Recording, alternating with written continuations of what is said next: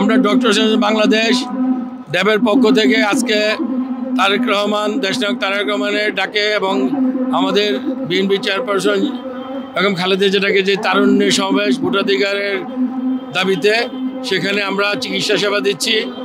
ঢাকা, ময়মনসিংহ এবং আশেপাশের যে তরুণরা আসছে, তারা এই গরমে যে অসুবিধা হচ্ছে, এই জন্য আমরা পানি, স্যালাইন এবং ওষুধপত্র দিচ্ছি।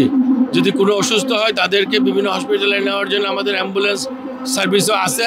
আমরা মনে করি যে বর্তমানে গত 15 বছর যে ভোটাধিকার প্রয়োগ হয়নি, দেশনায়ক তারেক রহমানের নেতৃত্বে আজকে যে ভোটাধিকারের দাবিতে যে তারুণ্যের সমাবেশ, এটা আগামী দিনে নির্বাচনে বাংলাদেশে একটি গণতান্ত্রিক প্রক্রিয়া উত্তরণের একটি ভালো পদক্ষেপ রাখবে এবং দেশে গণতান্ত্রিক পরিবেশ ফিরে আসবে এবং দেশনায়ক তারেক রহমান এবং খালেদা জিয়ার নেতৃত্বে বাংলাদেশে জাতীয়তাবাদী শক্তি ক্ষমতায় আসবে।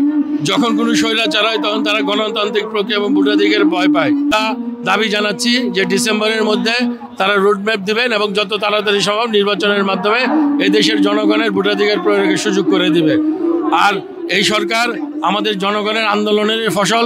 স্বৈরাচারী শেখ হাসিনার তরুণরা যেই নতুন সরকার প্রতিষ্ঠা করেছে, সেখানে অবশ্যই তারা ভোটাধিকার দিবেন এবং এটা ইনশাল্লাহ আগামী ডিসেম্বরের মধ্যেই তারা রোডম্যাপ দিয়ে এবং যত তাড়াতাড়ি সম্ভব তারা নির্বাচিত সরকারের কাছে ক্ষমতা হস্তান্তর করবে।